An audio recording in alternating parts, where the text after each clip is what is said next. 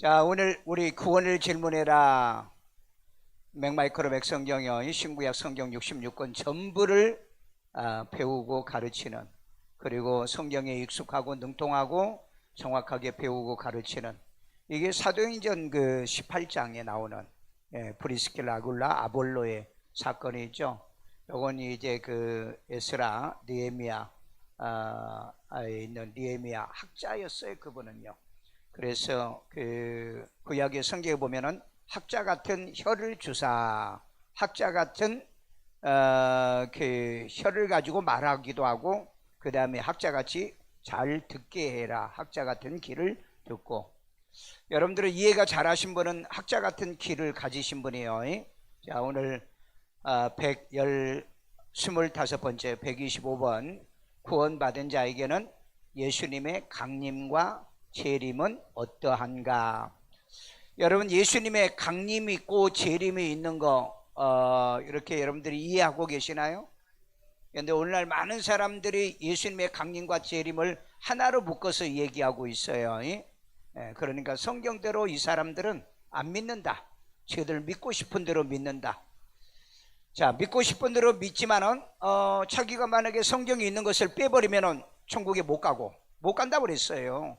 그 다음에 또 성경 없는 걸 갖다 보태면 성경의 모든 재앙을, 계시록에 기록된 모든 재앙을 갖다가 쏟아 부어진다. 그 말 듣고도 지 맘대로 믿을 교인이 있다고 한다면 그건 구원받은 사람이 아니에요. 모를 때는 지 맘대로 믿겠지만은요. 자, 오늘 회개하지 않는 자에게는 예수님이 뭐같이 도적같이 강림합니다. 회개가 없는 사람, 그러니까 원죄든 자범죄든 간에 회개가 안 돼 있는 사람은 예수님이 오실 때는 도적같이 온다. 계시록 3장 3절. 그러므로 내가 어떻게 받았으며 어떻게 들었으며 생각하고 지켜 회개하라. 자, 여기 보니까는 내가 어떻게 받았으며, 뭘 받아요? 말씀을 받고 구원을 받고 성령을 받고, 그 다음에 어떻게 들었는지, 말씀을 어떻게 들었는지 생각해 보고 그걸 지켜서 뭐 하라고요? 회개하라. 말씀은 지켜야 되는 겁니다. 지키지 않으면 아무 의미도 없어요. 아무 의미도. 그 다음에 만일 일깨지 아니하면 내가 도둑같이 이르리니. 만약에 일깨지 그 자기를 깨우치지 아니하면 누가? 예수님이 뭐같이? 도둑같이 오리라. 그 다음에 어느 때에 내가 이르는지 내가 알지 못하리라. 어느 때에 내게 어느 때에 너에게 이르려는지 내가 알지 못한다. 그러니까 예수님이 오는 걸 안다, 모른다? 모른다는 겁니다. 그러면은 우리가 예수님이 도적같이 내게 임하지 않으면 알 수 있다, 모른다? 알 수 있는 거예요. 아는 거예요. 그런데 예수님이 오실 때 알 수 있다는, 왜 오실 때 알 수가 있죠? 우선 나팔 불고 오잖아요. 그 다음에 나 데리러 오잖아요. 그런데 내가 모른다면은 이건 거짓말이에요. 그러니까 이것도 해석을 못하는 분들이 많아요. 보니까 예수님이 뭐 도적같이 오신다고 그러는데, 여러분, 그건 불신자들에게, 회개가 안 된 사람들에게 하는 말이고, 회개가 돼 있는 사람들에게는 도적같이 오해야 될 이유가 없는 거죠. 나 데리러 오는데. 이해가 되세요? 자, 예수가 도적같이 오니 부끄러움을 안 보이게 하라. 예수님이 도적같이. 자, 계시록 16장 15절. 보라, 내가 도둑같이 오리니 누구든지 깨어 자기 옷을 지켜 벌거벗고 다니지 아니하며 자기의 부끄러움을 보이지 아니하는 자는 복이 있도다. 자, 여기에 도적같이 온다는 말이 무슨 말이에요? 너무 오는 속도가 빨라가지고 살짝 왔다 가신다는 거죠. 그런 의미의 개념입니다. 여러분, 우리는 도적같이 그러면은요, 도적이 살금살금 온다는 그런 의미가 아니에요. 예수님의 이 강림이요, 우리가 그 휴거도 보면은요, 어떻게 한다고 그랬어요? 순식간에, 순식간이라는 단어를 쓰고 있다고요. 그 순식간에 오기 때문에 이게 도적같이 일하는, 도적은 뭐예요? 언제 왔다가 간 줄을 모를 정도로. 그런 의미지, 아니 도적이 막 살금살금 천천히 와가지고 도둑질하는 그런 의미의 개념이 아닙니다. 그러면 이 말씀을 해석하려고 하면은 순식간에 임한다는 그 말씀, 그 고린도서 15장에 있는 순식간에 온다는 그 말씀과 한번 해봐요. 왜? 찰나로 오기 때문에.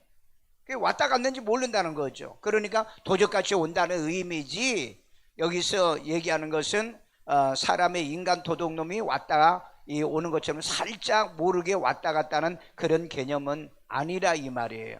모른다는 개념을 얘기하는 거죠. 그래서 누구든지 뭐하지 아니하면 깨어 자기 옷을 지켜 벌거벗고 다니지 아니하며 그랬어요. 그러니까 뭐라 그랬어요? 지금은 깨어있을 때고 지금은 기도할 때라고 그랬잖아요. 왜?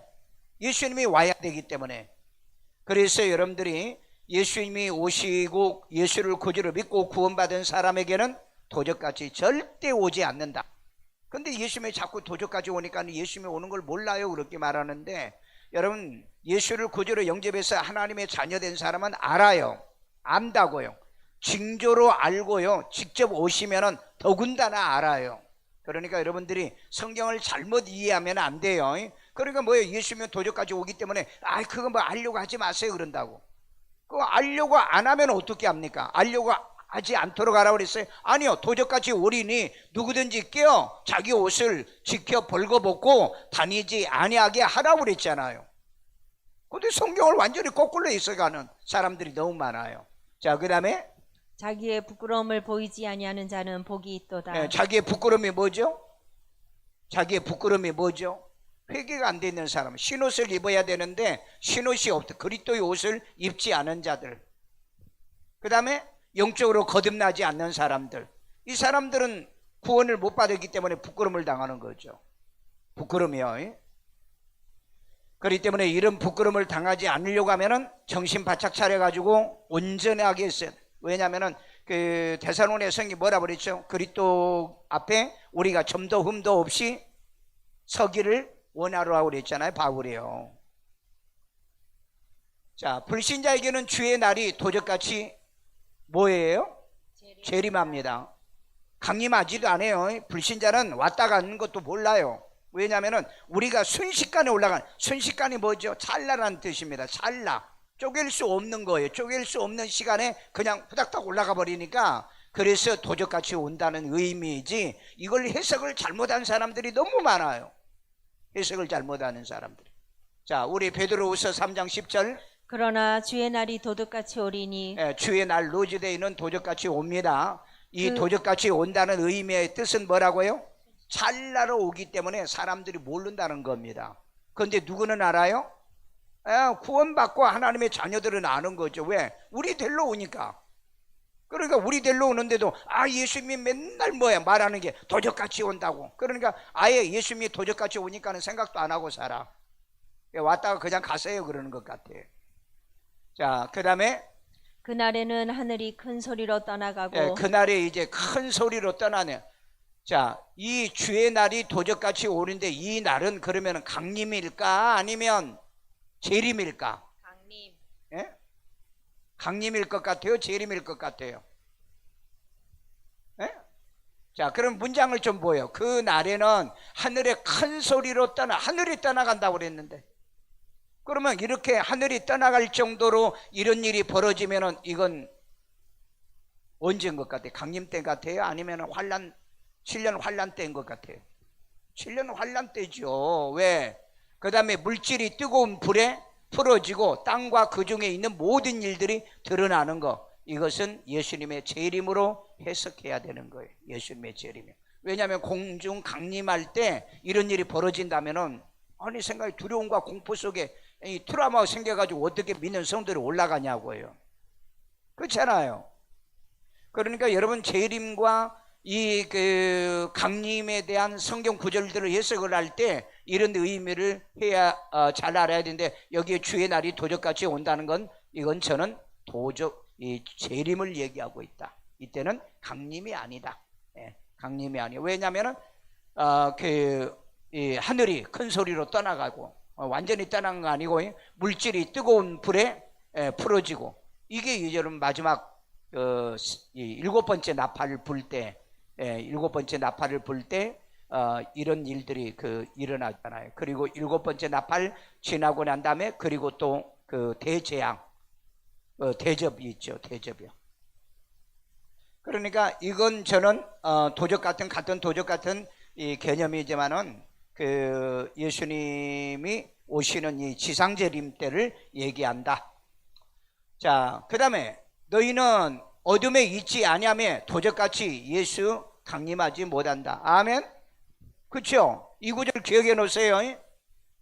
자, 데살로니가전서 5장 4절. 형제들아, 너희는 어둠에 있지 아니하며 우리는 어둠에 없다고 그랬잖아요. 어둠에 없으니 그날이 도둑같이 너희에게 임하지 우리에게는 못하니 도적같이 임하지 않는다고 그랬잖아요. 그런데 아직도 교인들에게 예수님은 도적같이 옵니다. 그러니까 우리 깨어 있어야 됩니다. 그 말은 한편으로는 맞고 한편으로는 안 맞아요. 경계를 위해서 교훈하기 위해서 예수님은 도적같이 옵니다 라고 얘기하는데, 그 말보다도 예수를 구주로 영접해서 구원받아 예수님이 도적같이 오는 것이 아니라 저와 여러분을 데리러 오시는 겁니다. 그렇게 말하는 게 훨씬 더 여러분 성경의 의미 전달이 잘 되는 거예요. 의미 전달이요.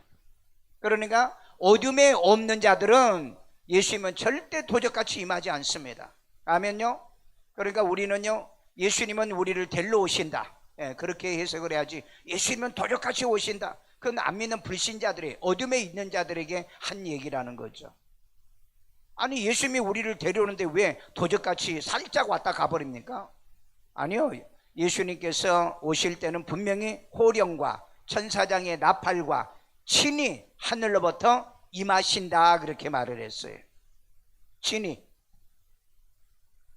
자, 그 다음에 예수 강림 때 큰 나팔 소리와 함께 천사들을 보냅니다. 마태복음 24장 31절.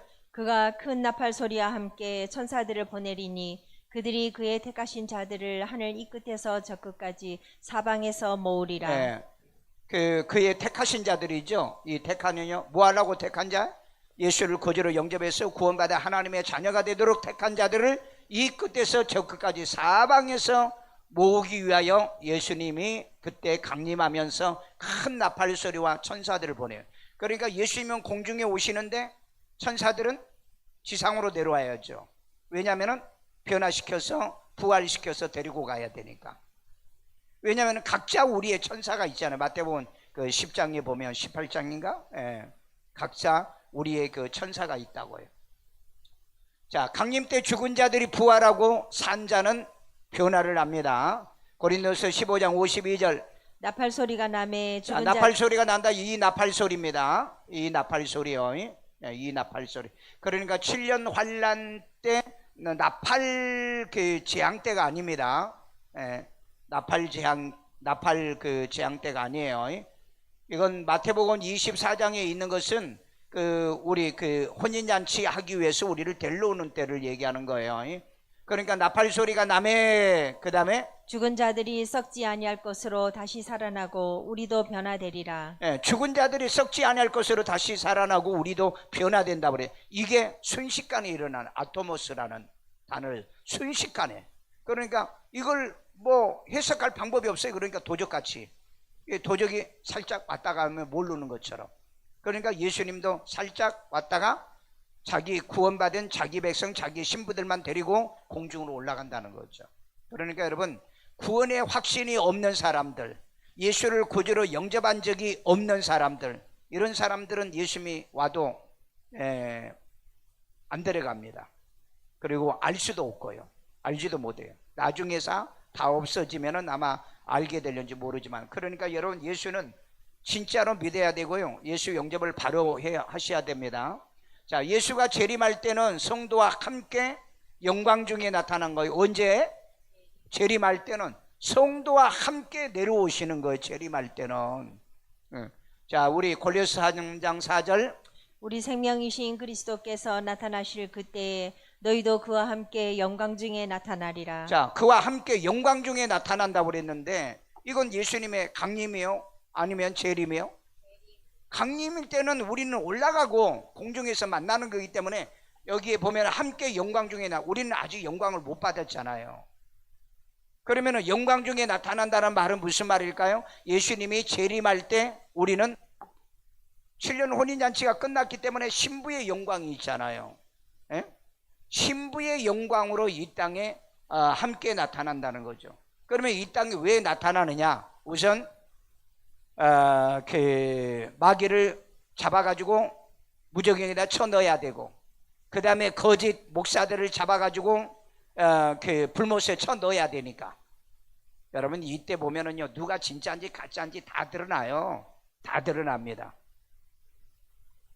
그 다음에 이제 그 신부들과 영광 중에 이분들이 이제 나타나니까 7년 환란을 통하고 난 다음에 이 영광 중에 나타나는 이 사람들을 데리고 그 다음에 7년 환란을 통과했던 그 14만 4천 명 유대인들입니다. 저는 이방인들은 아니라고 봐요. 이방인들이. 거기는 분명히 유대인 12지파가 나오는데, 근데 어떻게 그걸 갖다가 해석을 하는데 뭐 상징적 해석을 해야 된다는, 그 바보 같은 사람들 아니에요? 바보 같은 사람들. 문자 해독도 못하는 거예요. 거기 여러분 14만 4천 명이 인을 쳤는데, 거기에 보면은 12지파에서 12,000은 12,000 해잖아요. 나오잖아요. 그래가지고 14만 4천인데 어디 이방인들이 거기에 있다고 그렇게 해석을 합니까? 그러니까 아주 희한해요. 그 머리가 그 미혹의 영에 걸려가지고 머리가 헝클어져가지고 이게 해석이 안 되나 봐요. 아니 눈 있잖아요. 우리 눈요.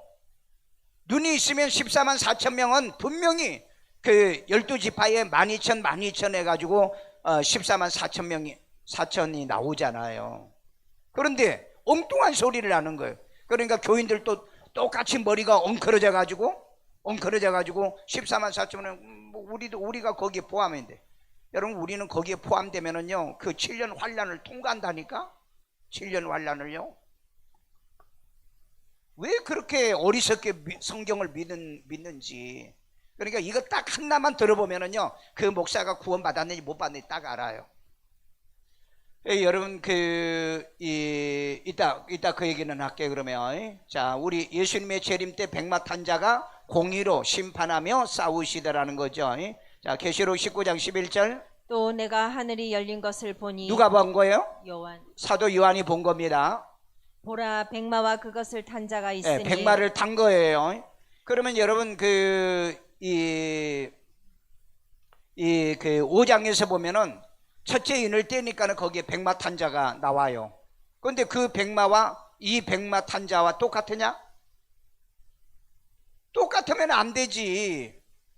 왜냐하면 예수님이 지금 인을 하나를 뗐는데 그 인을 떼고 아니 자기가 백마 타고 지상에 내려옵니까? 그러니까 이 백마 탄 분은 예수님이 아닌 거예요. 예수님이 아니라고. 그런데 이 백마 타신 분은 예수님이요. 왜? 계시록이 이제 19장이면은 하늘 7년 환란, 혼인잔치 끝나고 지상에 7년 환란 때 모조리. 그러니까 예수님이 직접 죽일 수가 없잖아요. 그러니까 예수님이 그 적그리스도를 통해서 완전히 인간들을 작살내잖아요. 작살내가지고, 그리고 이제 사탄과 그리고 거기에 충성했던, 거기에 입 맞고 살아 남자들이 있거든요. 그 짐승의 표 666표를 받고요. 자, 있으니 그 이름은 충신과 진실이라. 이건 예수님을 얘기할 때 충신과 진실이라고 그럽니다. 왜냐하면 이건 1장에 가서 보면은 똑같이 해놔요. 예수 그리스도가 충신과 진실이라. 그 다음에 그가 공의로 심판하며 싸우더라. 자, 예수님이 공의로 심판하시고 싸우더라. 누구하고 싸워요? 누구하고? 적그리스도의 세력과 싸우는 거죠. 지상에 내려올 때 그때 이제 공중에서도 싸움이 있고 영적 싸움이 있고, 지상에 7년 대환란 마지막이잖아요. 마지막이기 때문에 이 마지막에 예수님이 진두지휘를 하는 거죠. 그러니까 누구를 잡아요? 용을 잡죠. 그래가지고 무적행에다 쳐 집어넣고, 그리고 이 적그리스도를, 그 다음에 이 거짓 선지자 이놈들을 잡아가지고 쳐 넣는다고요. 그때 보면은 여러분이 다 알게 돼요. 어떤 놈이 적그리스도고 어떤 놈이 가짜인가. 그때 다 드러나. 교인들도 다 드러나. 그때요. 그때는 예수를 못 믿습니다. 7년 환란 과정 속에서는 예수를 못 믿어요. 왜 못 믿어요? 아니 이미 구원의 복음이 끝나버린 겁니다. 교회 시대가 끝나면은, 이 복음의 시대가 끝나면은 더 이상 구원이 없는 거예요. 그러니까 그 계시록 7장에서 이방인의 구원이 끝나고 그 다음에 유대인 남은 자 구원을 하잖아요. 남은 자 구원. 그러니까 이방인들은 7년 환란을 통과하더라도 구원을 못 받아. 7년 환란을 통과하지 않더라도 어쨌든 예수 그리스도를 구주로 영접하지 못한 사람은 구원을 못 받는 거예요. 이걸 모르는 사람이 너무너무 많아요. 예. 자, 군대들이 흰 깨끗한 세마포 옷을 입고 백마 타고 따르더라. 자, 계시록 19장 14절. 하늘에 있는 군대들이 자, 하늘에 있는 이 군대들이 누굴까? 자, 여기서 두 가지 해석이 나와요. 하나는 천사. 그 다음에 여러분이 그 19장 5절, 19장 5절, 18장에 보면은 그 하늘에 온 그 예수님의 그 신부들을 어떻게 세마포옷을 입히죠. 예, 세마포옷을 입혀요. 그런데 그들이 하늘의 혼인잔치에 참여하여 세마포 입은 그들이 군대들이 희고 깨끗한 세마포옷을 입고 그 다음에 백마를 타고 그를 따르더라. 그러니까 여러분, 천사들은 세마포를 안 입습니다. 성경 찾아봐요. 세마포 입은 천사가 없어요. 흰옷을 입어요, 천사들은요. 그런데 이 세마포를 입은 건 누군지 아세요? 신부들만이 입는 옷이에요, 세마포가. 성경에 보면. 그러니까 깨끗한 그 세마포 옷을 입고 백마를 타고 누구를 따라요? 예수님. 세마포 입은 그 예수님, 충신과 진실이라는 그분과 더불어 함께 내려옵니다. 왜 이 땅에 내려온다고요? 아마겟돈 전쟁 마무리하려고. 그러니까 이번에 여러분 가자지구에서 일어난 이 전쟁이 확대되면 중동전쟁, 5차 전쟁이 돼요. 그 다음에 이게 서방과 중동과 전쟁이 일어나고, 지금 여러분 그 중국이 지금 여기 개입하려고 한다고 그러죠. 중국이요. 러시아는 저들이 이제 전쟁하고 있으니까 못하는데, 만약에 그렇게 되지면은 이게 진짜 세계전쟁이에요. 세계전쟁이면 이게 이제 성경에서 얘기하는 아마겟돈 전쟁이. 아마겟돈 전쟁이 되면 이게 이제 마지막으로 갑니다. 진짜 이 무서운 일이에요, 지금이요. 그런데도 그런 심각한 생각을 안 가져, 사람들은요. 그들은 뭐 전쟁하는가 보다라고 생각하죠. 그런데 이 유튜브 이 나쁜 놈들도 이런 얘기를 못하게 한다는 거. 예, 못하게 한다는 거. 자, 그래서 세마포 옷을 입은 이 백마를 타고 온 무리들은 예수를 구주로 믿고 구원받은 성도들이다. 예, 성도들이다. 자, 그들이 이 땅에 있는 마지막에 우리 원수들과 더불어서 마지막 이제 전투를 합니다. 아마겟돈 전쟁을 하게 되어지면은 인류의 3분의 2가 죽어요. 2가 죽습니다. 3분의 2가요. 그러니까 그때는 그 장례식도 못 치러요. 아주 막 그 냄새, 그 다음에 뭐 불로 태우고, 말도 못하는 이런 일들이 벌어져요. 자, 질문해 보기요. 적용. 예수의 공중 강림과 지상 재림은 왜 하나요? 공중 강림은 왜 하죠? 공중 강림은 왜 하죠? 저와 여러분을 데려가려고. 그 다음에 지상 재림은 왜 하죠?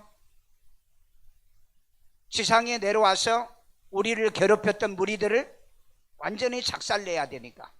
그래서 그들을 전부 다 도륙내로 내려오시는 겁니다. 누구하고? 우리하고. 그러니까 여러분, 목사 괴롭히지 말고, 믿는 사람 괴롭히지 말고 신앙생활은 바르게 해야 돼요. 안 그러면은 이때 내려와 가지고 작살내는데, 그러려고 내려오는 겁니다. 우리 원수를 갚으러 내려오는 거예요, 지상 재림은요. 그럼 뭐 하려고 와요? 내려올 이유가 없어요. 그래서 우리는 우리의 원수를 내가 안 갚고 하나님께 맡기라고 그랬죠. 그러면 하나님이 갚아준다고 그랬잖아요. 자, 예수님의 강림은 구원받은 자들과 혼인잔치 하러 옵니다. 아멘요. 이거 맞아요? 예수님의 정확하게 아셔야 돼. 예수님의 강림은 저와 여러분들을 데려다가 혼인잔치 하려고요. 혼인잔치 하려고. 그거 하려고 내려오시는 거예요. 자, 그 다음에 예수님의 강림은 구원받은 자를 데리러 오시는 거죠. 데리러요. 이 순서가 좀 바뀌었어요. 자, 예수님의 재림은 구원받은 자를 상 주시려고 오시는 겁니다. 왜? 원수 갚고. 원수 갚는 것도 여러분 상 주시는 거예요. 그러니까 여러분, 우리를 핍박하고 우리를 뭐 어떻게 하더라도 절대 여러분 낙심하고 실망하지 마. 왜? 재림 때 보자고 그러면 돼요. 재림 때. 자, 예수님의 재림은 구원받은 자를 데리고 우리를 천년 왕국으로. 그러니까 이제 뭡니까? 이 사탄은 무정인에 쳐놓고 적그리스도가 있죠. 적그리스도와 땅에서 난 적그리스도, 그 다음에 바다에서 나온 적그리스도, 이 놈들을 잡아다가 불못에 먼저 쳐 집어넣습니다. 그리고 천년 왕국으로 들어가는 거예요. 천년 왕국. 자, 그런데 구원받은 자에게도 예수님이 도적같이 강림한다? 안 한다? 강림 안 해요. 자, 그런데 중요한 것은 이제 여기서 이제 어떻게 해석을 해야 될 거냐. 살짝 모르게 예수님이 오신다는 그런 개념의 도둑이 아니고, 도둑이 왔다 갔는데 흔적도 없이 왔다가 우리를 데리고 가는 거예요. 그렇게 해석하면 맞아요. 자, 그 다음에 구원받지 못한 자에게도 예수님이 도적같이 강림하는가? 그렇죠. 구원받지 못한 사람은 모르죠. 왔다 가는 걸 모른다고요. 그러니까 도적같이 왔다 가는 거죠. 그런데 우리 예수 믿는 사람들은 우리에게는 도적같이 안 오신다는 겁니다. 자, 예수님의 재림 때 혼인잔치 후 누구와 같이 내려오죠? 예수님의 신부들하고 내려옵니다. 신부. 신부들이 어떤 사람들이죠? 예수를 구주로 영접해서 구원받은 물과 성령으로 거듭난 그 사람들이 신부예요. 신부. 자, 예수님의 강림과 재림의 차이를 한번 설명해 봐라. 강림은 환난 전, 후. 환난 전이어야 되죠. 그런데 이제 그 환난 중간설을 얘기하는 것들이 있어요. 그건 아주 성경에 무식한 사람들입니다. 환난 중간설에 예수님이 올 수가 없어요. 그러면은 뭐가 안 맞아요? 혼인잔치가 안 맞잖아요. 혼인잔치가 7년이 걸려야 되는데, 그러면 땅에 적그리스도의 기간이 7년이 걸려야 되는데 안 맞잖아요. 그런데도 그 환난 중간설을 주장하는 진짜 이렇게 맹한 사람들도 있어요. 맹한 목사들이 너무 많아요. 한번 여러분 내 얘기 듣고 유튜브 열어서 한번 봐봐요. 환난 전, 환난 후. 자, 그러면 그 예수님의 강림은 확실하게 언제 우리를 데려오냐는 환난 전, 7년 환난 전입니다. 7년 환난 전. 7년 환난 전에 와야 돼요. 그래야 7년 혼인잔치가 딱 떨어져 맞아요. 왜? 이스라엘 사람들은 이 결혼식을 일주일을 해요. 일주일을요. 그래야 7년이 되는 거죠. 하루를 1년으로 해서 7년이 걸린다 이 말이에요. 자, 그 다음에 재림은 언제 오느냐?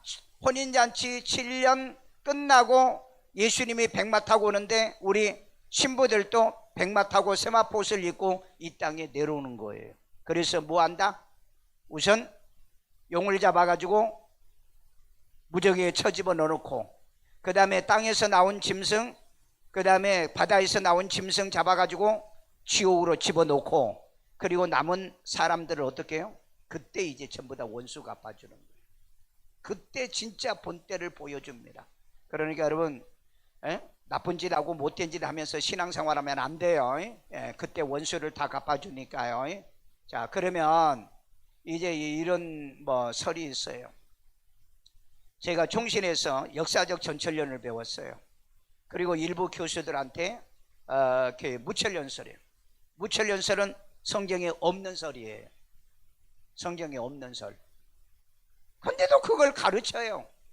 그 다음에 역사적 전철련은 뭐냐면요, 7년 환난 후에 그 예수님이 강림한다, 재림한다. 그러니까 이 강림과 재림을 하나로 묶어가지고 해석하는 게 역사적 전철련이에요.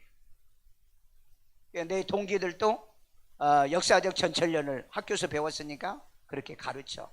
그런데 그 친구를 데려다가 함께 내가 세미나 하면서 토론도 했어요. 그런데 한번 그렇게 믿는 사람은 머리가 안 바뀌어. 머리가 안 바뀌어. 결론을 뭐라고 내리냐?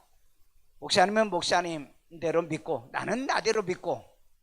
그게 아니죠. 그럼 어떻게 믿어야 돼요? 성경대로 믿어야지.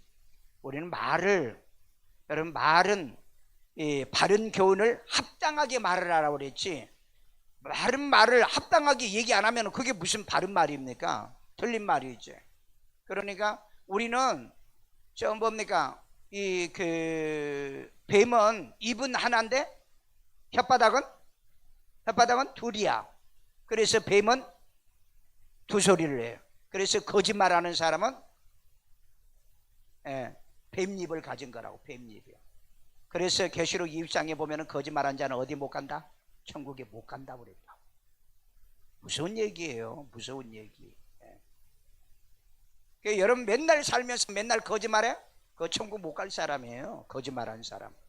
신앙생활도 거짓말하는 사람이 있어요. 맨날 거짓말을 해. 왜 안 왔어요? 그래요. 뭐 어쩌고 저쩌고.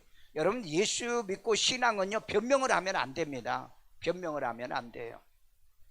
그러면 뭐라 그래야 돼요? 주여 내가 죄인입니다. 그러고 말아야지. 변명하면은 그건 그 입속에 찢어진 혀가 두 개나 들어가 있어. 야고보에 그런 말이 있죠. 한 입으로 두 말하는 자. 하나님을 찬양도 하고 저주도 하나니.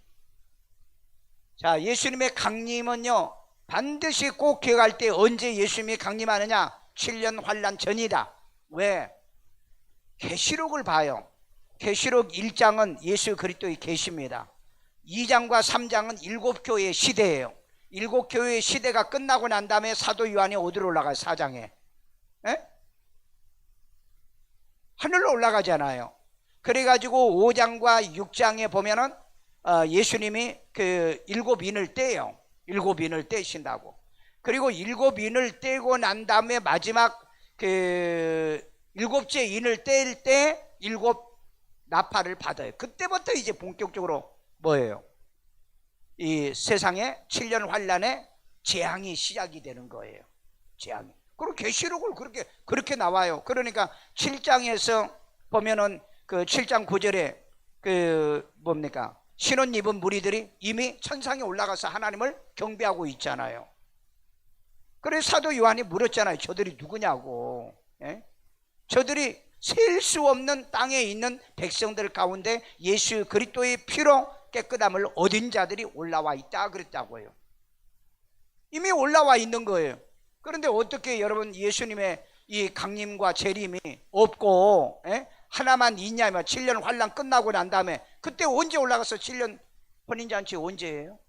그리고 이때는요 전쟁이라고 그랬잖아요. 전쟁이요. 아니 전쟁 때인데 무슨 결혼식을 하냐고요. 전쟁인데 그냥 도저히 맞지 않는 해석을 하는데도 교인들은 몰라. 왜? 성경을 안 보니까. 성경을 안 보니까. 그러니까 여러분들이 그 여러분들에게 나눠주는 그 71회의 그 도표를 잘 보셔야 됩니다. 이거 안 보시면은요 절대 이 해석을 못 해요. 71회 해석이 안 되면은 이 해석은 안 된다고요. 그러니까 예수님의 강림은 7년 환란 전에 예수님이 자기의 신부들을 데려다가 혼인잔치 하기 위해서 예수님이 강림하시는 거예요. 그 다음에 재림은 7년 환란이 다 끝나고 나면은 7년 동안 혼인잔치하고 그 다음에 성결 의식도 끝내야 되죠. 거기서요. 왜냐하면 나팔절 다음에 속죄일이 있잖아요. 속죄일이요.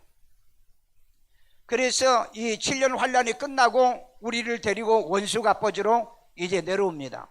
그리고 마지막 아마겟돈 전쟁을 마무리시키고 그리고 그 사탄은 무적행해. 그 다음에 적그리스도들은 거짓 선지자들은 지옥에 보내고 우리 데리고 어디로 들어간다? 7년 환란으로 천년 왕국으로 들어가요. 그래야 딱 떨어져 맞잖아요. 그래야 맞는 것을 성경을 왜 그렇게 해석을 하는지 모르겠어요. 그래서 여러분들이 그 역사적 전천년 저는 배웠어도 안 믿어요. 역사적 전천년 안 믿고 그 다음에 무천년설을 또 가르치는데 이 무천년설은 천주교에서 가르치는 겁니다. 아주 바보 천치들이 믿는 거예요. 왜? 노밀레니엄즘이라고 그러죠. 그러니까 없다는 얘기야. 천년 왕국이 없다는 얘기야. 그러니까 여러분 이 그 무천년설은요 천년 왕국이 없는 거예요. 그러니까 없다고 말하기가 이제 뭐 하니까? 왜냐하면 천년 왕국이라는 게 있는데 이걸 없다고 말하기가 좀 깨름직하니까 교회 시대가 천년 왕국이다, 이 거짓말을 하고 있는 거예요. 그러면 교회 시대가 지금 2000년인데 어떻게 해서 여러분 밀레니엄이냐고요. 그러니까 그건 상징이다 그런다고요. 그러니까 말이 안 통하면 상징이야. 예. 말이 안 통하면 상징이라고. 여러분, 진리는 그렇게 해석하는 게 아니에요. 여기에서 많은 목사들이 지금 실수하고 실패하고 있습니다. 예. 그러면 이제 예수님이 환난 전에 오면 그건 세대주의야, 세대주의. 예. 그건 세대주의가 뭔데? 세대주의가 뭔데? 아니, 성경대로 믿으면 왜 세대주의죠, 그게? 왜 성경대로 믿는데 그게 왜 세대주의죠? 그러면 무천년설이 언제 나왔냐면 4세기에 나와요. 4세기. 3세기 말과 오리겐하고 어거스틴이 나왔을 때 이 무천년설을 주장합니다. 그러면 역사적 전천년은 언제 나와요? 18세기 나와요. 뭐 그들의 주장하기는요, 한 그 4세기 5세기에 나왔다고 그래요. 역사적 이 전천년은요. 그 다음에 이제 후천년설은 18세기에 나왔고, 그 다음에 세대주의 이 전천년은 19세기에 다비가 만들어냈다고 그러고. 그러면은 그 무천년설이 나오기 전에 이 예수님 때 사도 요한, 폴리갑 이런 인물이 나올 때 그 4세기 이 어거스틴이나 오리겐이 나오기 전에, 그럼 그때는 뭘 믿었어요? 그때는 뭘 믿었냐고요. 그때는 뭐 역사적 전철, 이런 날강도 같은 사람들이 강단에서 그런 거짓말을 한다고. 왜? 여러분, 분명하게 오리겐이 주장을 했다고요. 오리겐이 누구냐고요? 신부예요, 신부. 성 어거스틴이 누구냐고요? 신부예요, 신부. 근데 이걸 왜 기독교의 그 천년 왕국으로 가져오냐고요. 그러면 언제 기독교가 무슨 종교개혁을 언제 했어요? 여러분, 기독교 종교개혁이 언제 일어난 거예요? 언제? 15세기, 15세기. 그러니까 말도 안 되는 소리, 천주교, 옛날에 천주교에서 믿었던 걸 그대로 교리로 가져오면서 이게 맞다고요? 그러면 여러분, 전부 다 이 사람들은 천주교 후예들입니다. 그러니까 지금 천주교하고 같이 연합운동을 하죠. 예? 연합운동을 한다고요. 앞으로 여러분 두고 보세요. 전부 다 거기 가가지고 머리 쪼아대리고, 예? 일산에도 그런 목사 있어요. 교황 가서 막수 안수도 받고 말이에요. 여러분, 그 웨스트민스터에 보면은요, 그리고 이제 칼빈의 그 기독교 강요에 보면은요, 마지막에 적그리스도는 교황이라고 분명하게 얘기하는, 루터도 그 얘기를 했어요. 그런데 교황한테 가서 안수 받는다고요? 그 다음에 교황한테 가가지고 빌레그램이 뭐라는 줄 아세요? 팝이라는데 그 교황이 있죠. 예? 파파라고 그랬다고. 파파, 아버지라고 그랬다고. 그러니까 요즘에요, 진짜 가짜로 믿는 목사들이 너무 많아. 예, 가짜로 믿는 목사들. 여러분, 교황이 나한테 찾아온다 할지라도요, 여러분, 내가 그 사람을 상종해야 돼요? 예, 내가 그런 사람을 상종해야 되냐고요. 왜? 그런 적그리스도입니다. 전형적인 적그리스도예요. 왜? 내가 논문을 쓰려고 그 논문을 이렇게 뒤져오고 이 천주교 대백과사전이 2개가 있습니다. 그 천주교 대백과사전에 뭐라 나왔냐면은 개신교의 그 세례교인을 5천만 명을 천주교 캐도릭에서 죽였는데, 만약에 그들을 5천만 명을 죽이지 않았으면 이 지구상은 세례교인으로 가득 찼을 거다. 신교인으로 가득 찼을. 아니, 백과사전에 그렇게 기록이 돼 있다니까. 이 사람들은요, 세례받고 예수를 구주로 믿고 영접한 사람들이 세례를 받잖아요. 그러니까 여러분, WCC에는 지금 뭡니까? 개종 전도 금지, 선교 금지. 여러분, 앞으로 여러분 WCC에 속해 있는 이런 사람들은요, 앞으로 선교 못합니다. 한번 두고 보세요. 지금 그 안에도 여러분 비자가 안 나와가지고 다들 난리잖아요. 왜? 여기서 여러분 못 내주게 하거든요. 그 나쁜 짓을 이면에 하고 있는 걸 이걸 몰라요. 이걸 모르고 있다고. 자, 예수님의 강림과 이 재림에 대한 정확한 이 차이를 이해를 하셔야 돼요. 예, 이해를 해야 된다.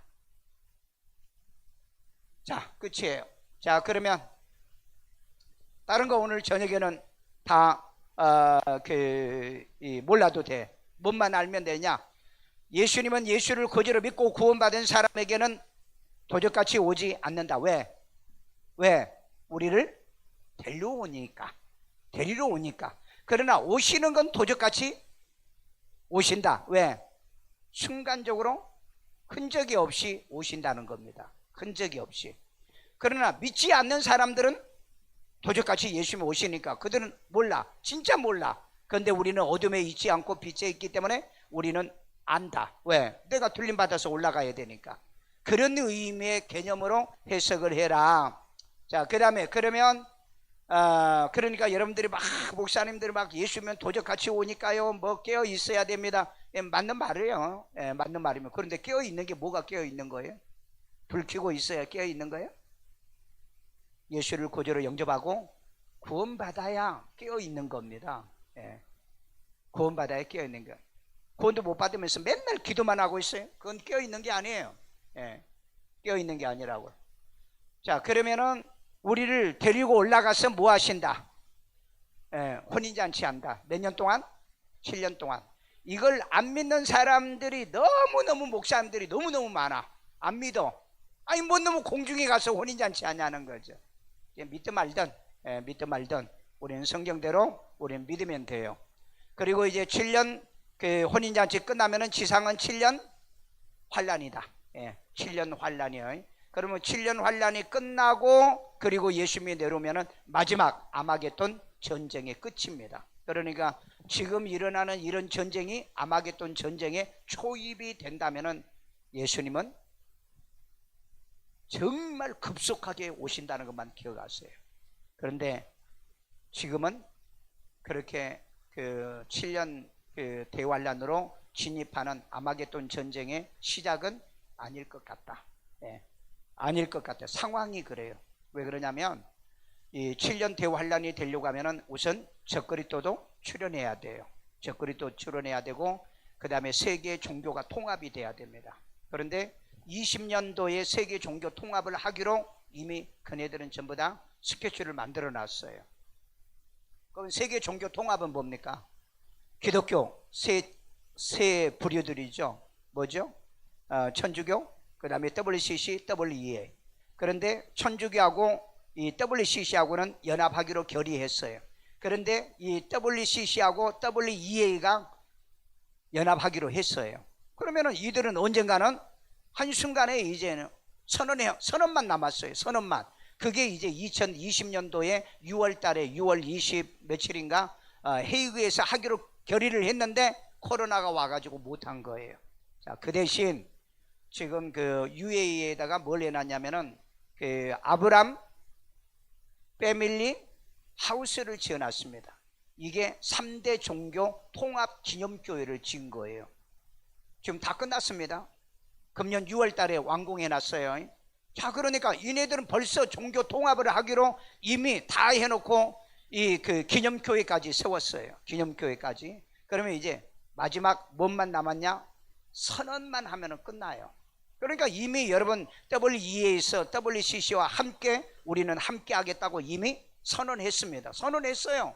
이건 모르는 사람 많아요. 선언했다고. 한국에 와서 선언했잖아요.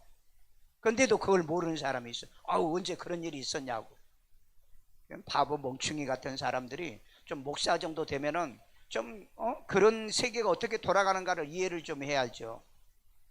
그럼 이제 그렇잖아요. 그러니까 이제는 누구로 지금 하나로 만들어 가냐면은 저기 뭡니까 천주교로 지금 하나로 가잖아요. 한주교로. 그러니까 교리도 천주교 교리하고 무천연설을 같이 하고 있잖아요. 그 다음에 이미 직제요. 그러니까 직제가 목사도 있고 막 감독도 있고 그러잖아요. 그리고 신부도 있잖아요. 그러니까 이걸 하나 하자. 이것도 이미 결의를 했지만은 이거 실천 못 하고 있잖아요. 그러니까 이제 할 수 있는 것들이 하나씩 하는데 그래서 이제 그런 것들이 십자가에 딱에다가 마리아 십자가 만들어 가지고 지금 교회마다 이거 여러분 WCC 교회는 전부 다 이제 천주교처럼 마리아 천주교에 가면은 딱 그 초원으로 이렇게 만들어 놨습니다. 초원으로 M자를 만들어 그게 마리아 십자가예요. 여러분 여기 한 교회도 가면은요 어마어마한 십자가를 만들어 놓고 거기다 딱 천 걸어놔. 여기에 광 무슨 교회도 가면은요 어마어마한 십자가에다가 딱 그거 만들어놨어. 나는 그걸 볼 때마다 내가 느낀 게 뭐야? 아 그래, 천주교하고 이제 완전 연합이 다 끝났구나. 예. 그래서 거기서 내가 행사하면 안 가요. 예. 행사하면 안 갑니다. 왜? 그거 보기 싫어서. 그렇잖아요. 노골적으로 배교하고 있는데, 노골적으로.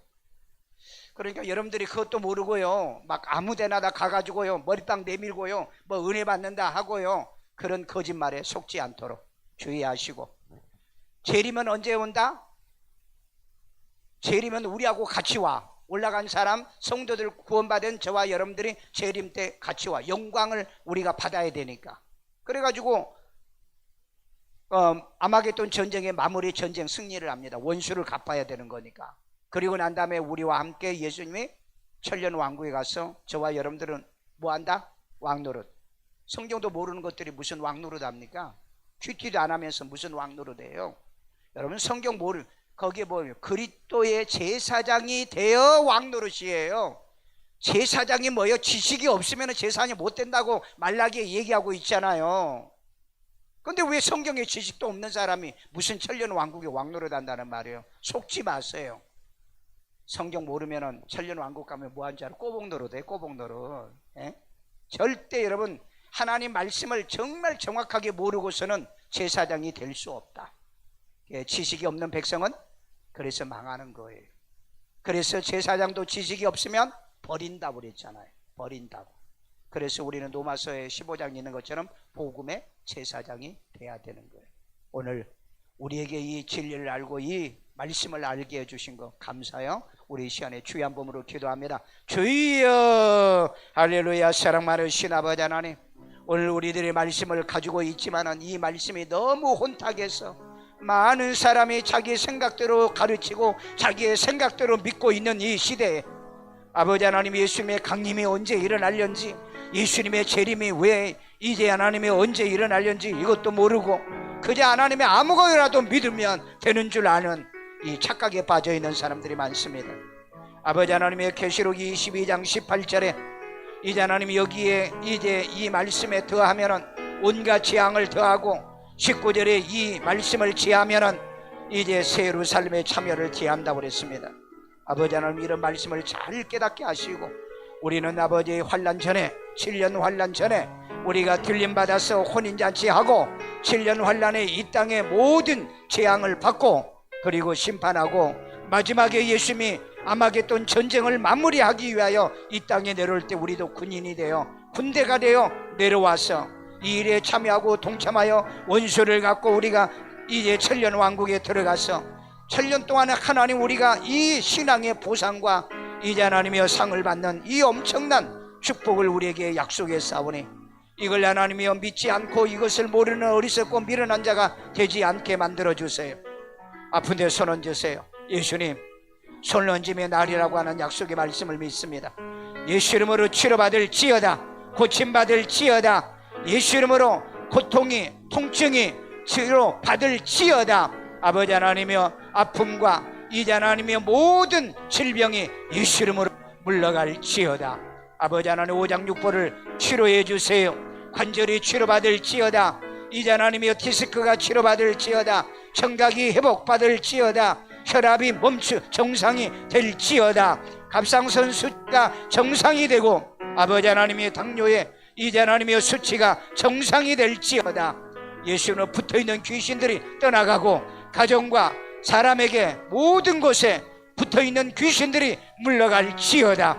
우리를 넘어지게 하고 시험 들게 하고 우리로 하여금 믿지 못하게 하는 모든 세력들이 예수 이름으로 떠나갈 지어다. 성령께서 이 시간에 함께하여 우리가 믿음 가지고 살 때 살아계신 하나님을 영화롭게 하고 주님을 기쁘게 하는 영광 드러나기를 원합니다. 이 시간에도 하나님께 예물 드리오니 주님의 기뻐 받으시고 연락해 주옵소서. 예수님의 이름으로 기도합니다. 아멘.